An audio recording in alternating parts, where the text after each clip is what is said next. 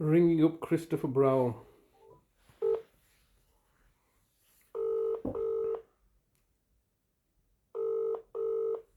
Back at work, isn't he? Yeah, of course he's back at work.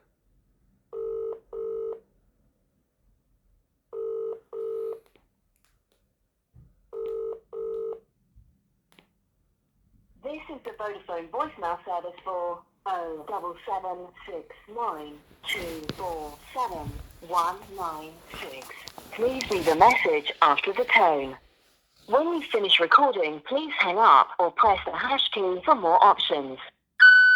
Yes, hello, Mr. Browell. It's Mr. Hussain here, once again, leaving yourself another daily message as usual, as I have been doing since the end of August. And once again, leaving yourself another daily message. Today is the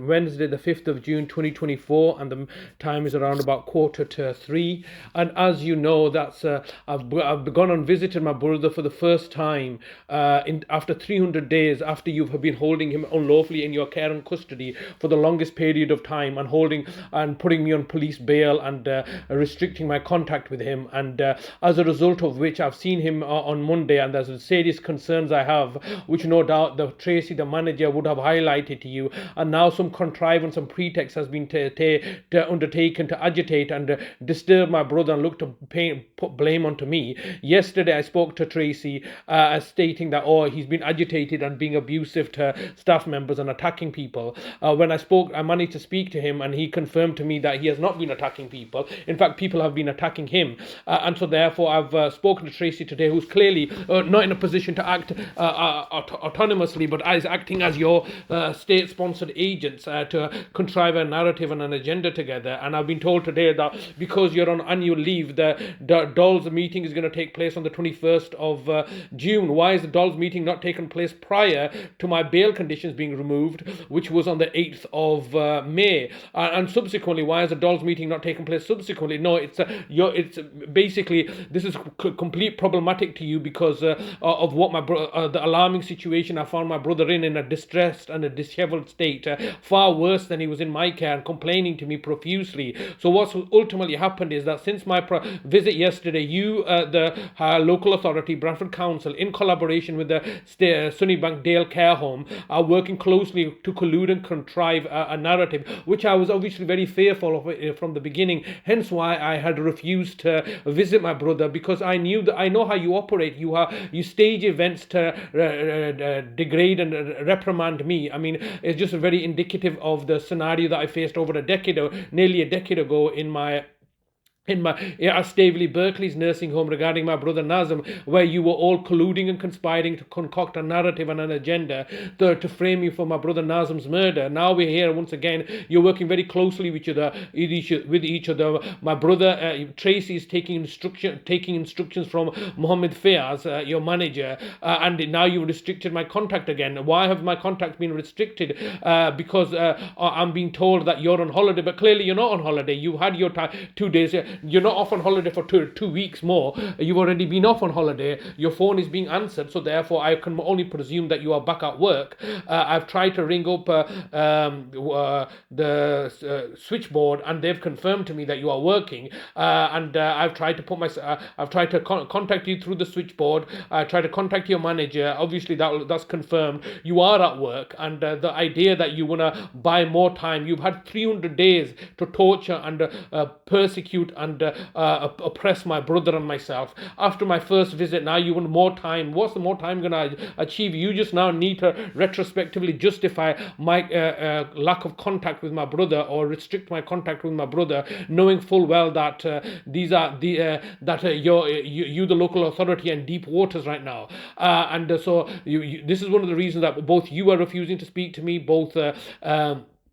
now Tracy is refusing to speak to me. Everybody is refusing to speak to me. Both the police are refusing to speak to me. If you are doing what you're supposed to be doing, why is everybody so fearful and scared to speak to me? All I'm asking for is openness and transparency. You've taken my brother. Quite clearly, if there was any evidence regarding me neglecting my brother in my care, then the police would have been in a position to charge me right now. Not only have they not been in a position to charge me, they've removed the bail conditions, hence so I can be able to see my brother. And I've seen what conditions you're holding him under. And quite clearly my brother is very alarmed and distressed of being held like this captive. And now, as a consequence of me visiting him, you are looking together to put together a badly put together narrative and a contrivance to say that as a result of me visiting him, he has had a mental breakdown, has he? When he's been nothing but overjoyed at me coming to visit him, and he's never made a complaint against me.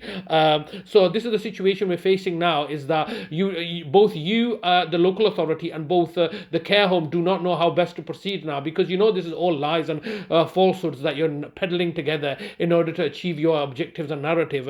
And once again, leaving yourself a daily message. You are at work.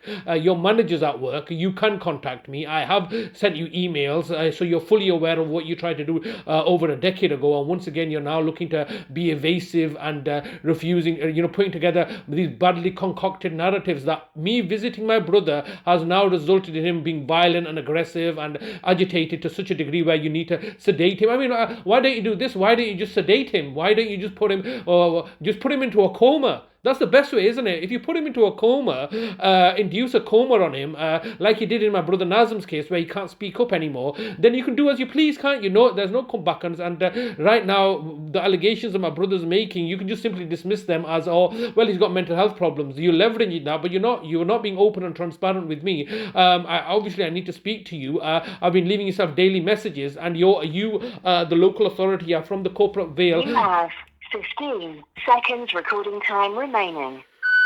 You, the local authority, are hiding behind the corporate veil, giving instructions to other parties, looking to concoct a narrative for your agenda, so you can sell a bag of lies whilst torturing my brother. It doesn't make a difference. £1 million a day, Mr. Browell. £1 million a day, Bradford Council. That's what these lies are going to cost you now. So you keep on telling your little lies and deceptions. Your recording time has expired.